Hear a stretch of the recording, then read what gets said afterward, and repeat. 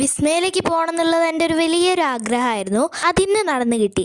എന്നെയും അച്ഛനെയും അതിനോനെയും കൂടി പറ്റിക്കാൻ വേണ്ടിയിട്ട് എല്ലാവരും പറഞ്ഞത് പറശ്ശിനിക്കടവിലേക്ക് പോകാമെന്നായിരുന്നേ. എനിക്ക് ഇന്ന് രാവിലെയാണ് അത് പിടികിട്ടിയിട്ടുണ്ടായിരുന്നത്.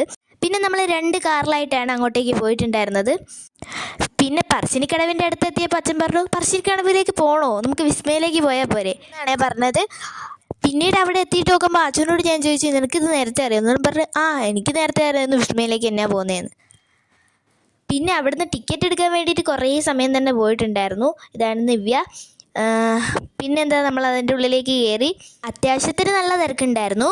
പിന്നെ വിസ്മയൻ്റെ ഉള്ളിൽ കയറിയപ്പോൾ കുറച്ച് വിശക്കാൻ തുടങ്ങി. അപ്പോൾ പിന്നെ ഒരു ചായയൊക്കെ കുടിച്ചിട്ട് എൻ്റെ റൈഡിലേക്കൊക്കെ കയറാമെന്ന് പറഞ്ഞിട്ട് നമ്മൾ ഒരു ചായക്കടയിലേക്ക് പോയി. അവിടുന്ന് നല്ലൊരു ചായ ആയിരുന്നു കിട്ടിയിട്ടുണ്ടായിരുന്നേ. പിന്നെ അച്ചുവിന് തണിച്ചൊക്കെ കൊടുത്തതിന് ശേഷം നമ്മൾ കുടിച്ചു. അപ്പോൾ ഇതിൻ്റെ സെക്കൻഡ് പാർട്ട് വീഡിയോ വേഗം തന്നെ വരുന്നതായിരിക്കും. പിന്നെ ചാനൽ സബ്സ്ക്രൈബ് ചെയ്യണേ.